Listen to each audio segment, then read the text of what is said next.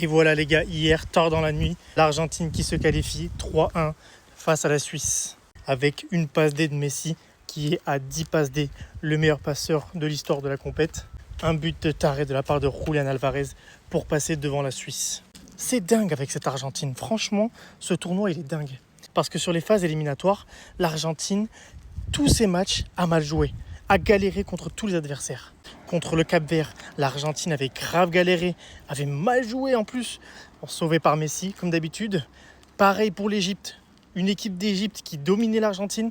L'Argentine qui s'en sort dans un match complètement dingue sur les dernières minutes, avec encore une fois le GOAT qui a sauvé son peuple. Et là, hier soir, face à la Suisse, encore du caca. Franchement, cette équipe d'Argentine, je ne comprends pas, parce qu'elle pose des caca en plein terrain, mais à la fin, elle fait des choses extraordinaires. Même dans tous les compartiments du jeu, c'est compliqué. Hein. Waouh!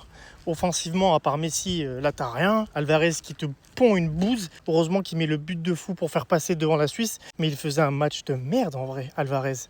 Même au milieu, De Paul, Alister et tout. Wow, les gars, la Coupe du Monde, c'est dur. Hein. Oh là là là là pour l'Argentine. Malgré ça, ils arrivent toujours à s'en sortir et à avoir des scénarios de dingue. Donc franchement, en vrai, même en ayant un jeu très mauvais de la part de cette Argentine, on peut s'attendre à un back-to-back, les gars. Franchement, surtout que le GOAT, il est en pétard. Et oui, je vous l'ai dit, Messi est le meilleur passeur décisif de l'histoire de la Coupe du Monde avec 10 passes. Voilà. Le prochain rendez-vous de l'Argentine, c'est face à l'Angleterre qui s'est qualifiée face à la Norvège. Je vous mens pas les gars, ça risque d'être compliqué pour les Argentins hein, parce que là les Anglais sont pétards.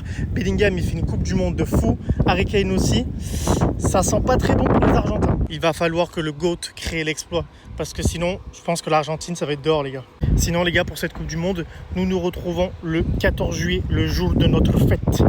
France-Espagne à 21h, suivi de Angleterre-Argentine le lendemain à 21h. Les gars, ça va être de la patate. On s'attrape pour les demi les gars.